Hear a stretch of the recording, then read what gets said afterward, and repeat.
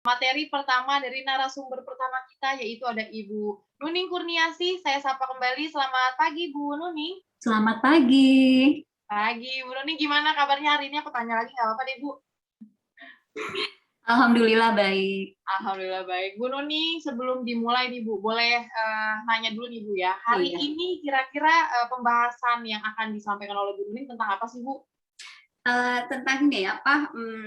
Bentar ya. Tentang macam-macam aplikasi percakapan, perbedaan dan fitur-fiturnya. Wah, ini penting banget ya, teman-teman. Silakan disimak sampai selesai. Bu Nuning izin waktunya 20 menit, nanti di 5 menit terakhir izin untuk mengingatkan waktu selesai. Silakan Bu Nuning. Ya, terima kasih Bu Moderator. Selamat pagi Bu Moderator, kembali disapa ya. Kemudian selamat pagi para narasumber yang hari ini akan memberikan materinya juga. Selamat pagi peserta webinar literasi digital yang diselenggarakan oleh Kementerian Komunikasi dan Informasi. Baiklah, tanpa berlama-lama ya, langsung saja saya akan menyampaikan materi hari ini, yaitu tentang macam-macam aplikasi percakapan, perbedaan dan fitur-fiturnya. Saya langsung saja share slide.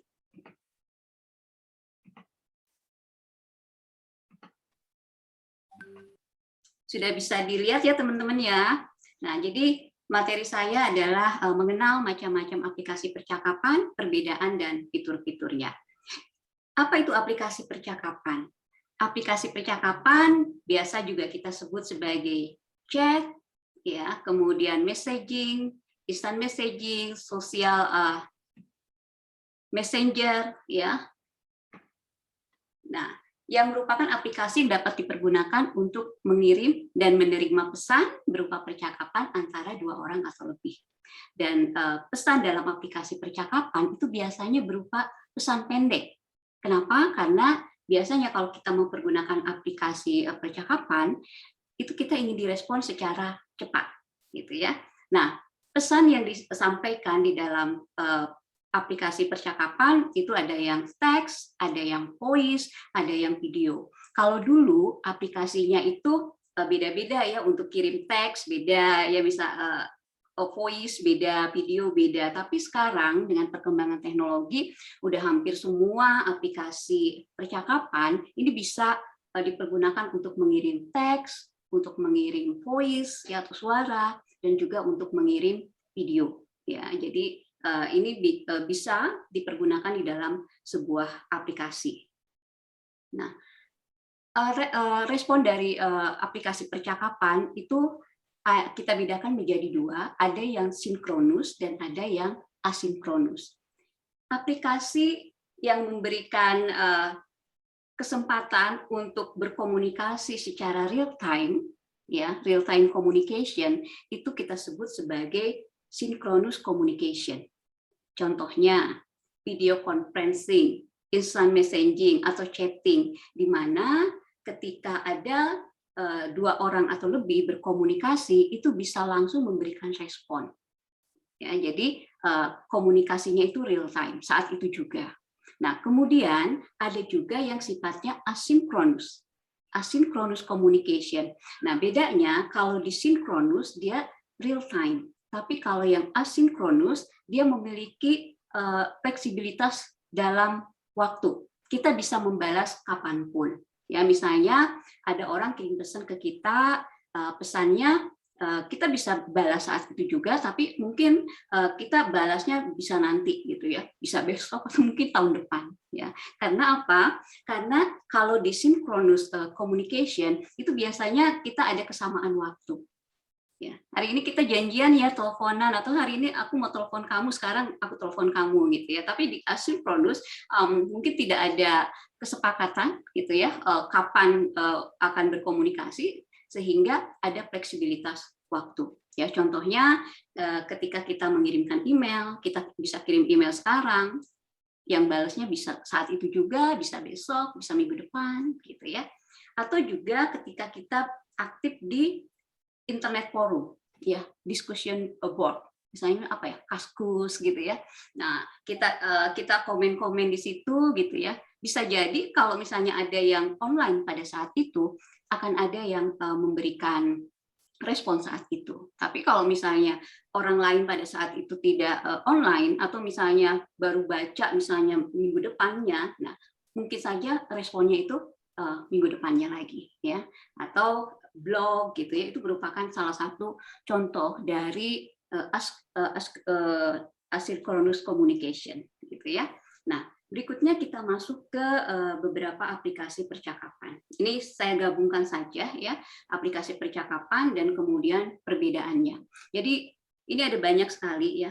Mungkin yang sering kita pergunakan, WhatsApp ya, Telegram, Skype, Line ya. Kemudian apa lagi nih?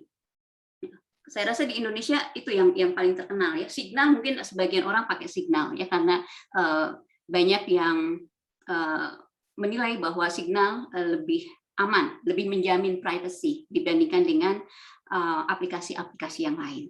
Nah, kalau misalnya fitur itu saya rasa semua juga yang mempergunakan ini sudah bisa melihat ya bagaimana fitur di WhatsApp, bagaimana fitur di Telegram gitu ya. Kita bisa berkirim pesan, baik itu teks, baik itu voice ya ataupun video gitu. Dan kemudian juga pada saat melakukan video call ya, yang awalnya hanya 2 orang bisa menjadi beberapa orang ya. Kalau misalnya di WhatsApp sendiri bisa menjadi 6 orang gitu ya. Nah, tapi selain dari fitur-fitur itu gitu ya, oke, saya akan membahas mungkin 2 saja ya, karena waktu kita terbatas. Yang paling banyak dipergunakan sepertinya WhatsApp dan Telegram ya. Ada beberapa fitur yang ada di Telegram tetapi tidak ada di WhatsApp ya. Antara lain fitur itu adalah, nah kalau di Telegram kita bisa menambahkan teman ya ke dalam kontak kita itu berdasarkan username. Tapi kalau di WhatsApp itu kita harus menambahkan nomor teleponnya gitu ya. Itu salah satu perbedaannya. Perbedaan lainnya, kalau di Telegram, kalau ketika kita mau menggunakan Telegram, kalau mau mengedit pesan, kita bisa lakukan edit pesan ya. Tapi kalau di WhatsApp kita tidak bisa mengedit pesan, ya paling kita hapus ya, hapus pesan, kemudian kita kirim lagi pesan yang baru gitu ya. Nah, kemudian di Telegram itu ada fitur untuk mengatur pesan rahasia gitu ya. Jadi room itu gitu ya hanya antara kita gitu ya, antara satu dengan yang lainnya, yang itu nggak boleh orang lain tahu gitu ya, dan itu namanya adalah fitur rahasia ya, atau secret chat gitu ya. Kemudian yang lainnya adalah ini ukuran grup ya. WhatsApp WhatsApp dan Telegram selain menyediakan fasilitas untuk komunikasi antara satu orang dengan orang lain, juga menyediakan fasilitas untuk chat di dalam sebuah grup. Bedanya gitu ya, di WhatsApp itu maksimal hanya 256 partisipan. Ya. Sementara di Telegram itu yang grup besar itu bisa sampai 10.000. Jadi kalau misalnya kita ingin membuat sebuah grup yang besar yang pesertanya ribuan, mungkin Telegram menjadi pilihan daripada WhatsApp ya, karena WhatsApp grupnya jumlah partisipan di dalam grupnya itu lebih terbatas gitu ya. Nah, kemudian fasilitas atau fitur lainnya yang ada di Telegram dan tapi juga tidak ada di WhatsApp itu fasilitas untuk menyembunyikan last scene ya, kapan kita terakhir online gitu ya. Nah, kalau di WhatsApp itu ada fitur itu, kita bisa sembunyikan kapan kita terakhir online gitu. Tapi itu untuk semua kontak number kita ya, atau semua orang. Tapi kalau misalnya di Telegram itu kita masih bisa memilih gitu ya, masih bisa memilih orang-orang yang bisa melihat last scene kita. Gitu. Kemudian ini kalau dulu gitu ya, WhatsApp itu kan hanya bisa login via HP, sekarang bisa login via desktop gitu ya. Nah, kalau Telegram itu bisa login dari banyak perangkat ya. Gitu. Nah, selain fitur-fitur itu yang harus kita perhatikan itu juga aspek keamanan, gitu ya. Nah, di sini ada istilah ya. Jadi kalau ini nama aplikasi ya, aplikasinya ya, kita bisa pakai yang mana saja sesuai dengan kebutuhan kita, gitu ya. Nah, ini adalah fitur keamanan ya, fitur keamanan yang disediakan oleh masing-masing aplikasi ya. Nah, kalau yang ini artinya menyediakan, kalau yang tidak ada tanda checklistnya artinya tidak menyediakan layanan itu ya. Mulai dari end-to-end encryption. End-to-end encryption ini artinya apa? Di samping ini, di samping slide ini itu saya menuliskan gitu ya, arti dari setiap fitur yang fitur keamanan yang disediakan di sana. Misalnya di sini ada end-to-end encryption. Artinya kalau misalnya ada kebijakan ini di dalam sebuah aplikasi chat, bahwa si sistem ini menjamin pesan yang kita kirim di antara dua pihak ya, di antara kita dengan yang lawan kita chat itu aman ya, tidak akan dicegat atau tidak akan diintip oleh pihak lain ya. Nah, ini kalau yang checklist berarti dia menyediakan fitur itu, kalau yang tidak ada checklistnya berarti tidak menyediakan fitur itu. Kemudian ada lagi fitur encryption in transit ya. Encryption in transit ini artinya sistem itu menjamin akan melindungi data kita apabila pada saat perpindahan data antara situs kita dengan penyedia cloud storage ya. Cloud storage itu tempat penyimpanan di awan gitu ya. Itu kalau misalnya ada yang menyegat atau dicegat ya, si sistem akan menjamin keamanannya. Kemudian ada private key ini sama dengan secret key ya. Kemudian delete from server. Nah, apakah data ya yang kita simpan katakanlah di storage, di cloud storage itu akan dihapus dari server atau enggak? Nah, ini ada beberapa yang menyediakan layanan ini dan ada yang enggak ya. Kemudian ada self destruct message. Ini artinya adalah fasilitas yang diberikan oleh aplikasi ketika kita mengirimkan pesan itu bisa dihapus secara otomatis ya. Misalnya dengan setting waktu misalnya 3 detik, 6 detik gitu ya. Jadi dia bisa menghapus secara otomatis ya. Kalau open source ini penyediaan dari aplikasinya itu sendiri, kemudian password lock ini pasti udah ini. Nah, verifikasi melalui SMS atau email, kemudian screenshot detection ya. Jadi ada kalau ketika kita melakukan percakapan ya, ada yang bisa di screenshot, ada yang enggak ya.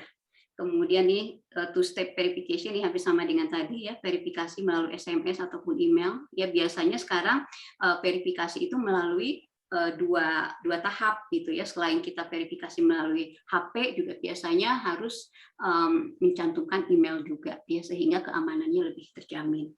Kemudian remote logout ya, logout dari jarak jauh. Kemudian remotely wipe message, ini artinya fitur keamanan yang memungkinkan administrator atau pemilik perangkat menghapus data jarak jauh pada perangkat komputasi. Kemudian ada account self destruct ya, artinya apa? Artinya si sistem ini menyediakan fasilitas untuk menghapus akun secara otomatis ya. Misalnya kalau Bapak Ibu mau pergunakan Telegram ya, di situ ada setting ya, kalau misalnya kita udah nggak pakai misalnya 6 bulan, apakah akan langsung dihapus atau enggak gitu. Nanti kita bisa pilih ya, ada kita bisa hapus atau enggak gitu. Kemudian nah ini fasilitas free artinya kita nggak harus berlangganan. Nah, jadi ini hanya sebagian gitu ya, hanya sebagian fitur yang diberikan oleh penyedia aplikasi gitu ya. Fitur-fitur lainnya masih banyak ya, yang kayaknya nggak cukup waktu 20 menit untuk membahas satu persatu. Kemudian aplikasi lainnya ya, selain yang ini ya, selain yang ini juga sekarang kita seperti sekarang ini kita mempergunakan Zoom ya, bisa juga mempergunakan Google Meet ya, atau kalau misalnya mempergunakan Office ya, ini juga ada ya. Nah, ini juga fitur-fitur yang disediakan hampir semuanya sama ya, hampir semuanya sama Oke, misalnya sekarang kita pakai virtual background gitu ya. Semua aplikasi yang ada di sini juga menyediakan virtual background ya. Kemudian screen sharing nih, saya share PowerPoint gitu ya, semuanya juga menyediakan. Kemudian apa lagi ya? Ada banyak ya, ada banyak di sini. Ini bisa dilihat gitu ya satu persatu fitur-fiturnya, tapi kalau misalnya kita lihat di sini ini hampir sama, hanya beberapa yang beda, ya, yang tidak menyediakan. Mungkin itu saja yang dapat saya sampaikan. Nanti kalau ada yang perlu didiskusikan, kita akan diskusi di sesi diskusi di akhir acara. Saya serahkan kembali kepada moderator, silahkan. Baik, terima kasih Ibu Nuning atas penyampaian materi pertamanya nih terkait dengan mengenal macam-macam aplikasi percakapan, perbedaan dan fitur-fiturnya. Ini bermanfaat sekali ya teman-teman dan Bapak Ibu semuanya nih apa yang telah disampaikan oleh Ibu Nuning ini. Nanti benar Bu, kita akan bertemu kembali di sesi Q&A nih teman-teman dan Bapak Ibu. Jadi sudah jelas ya detail sekali Bu Nuning untuk penyampaian materinya. Jadi jangan cuma sekedar punya aja nih aplikasinya, tapi juga harus tahu perbedaan dari fitur-fiturnya. Baik, terima kasih Bu Nuning. Kita akan ketemu kembali di sesi Q&A, teman-teman dan Bapak Ibu semuanya. Masih harus semangat pagi-pagi.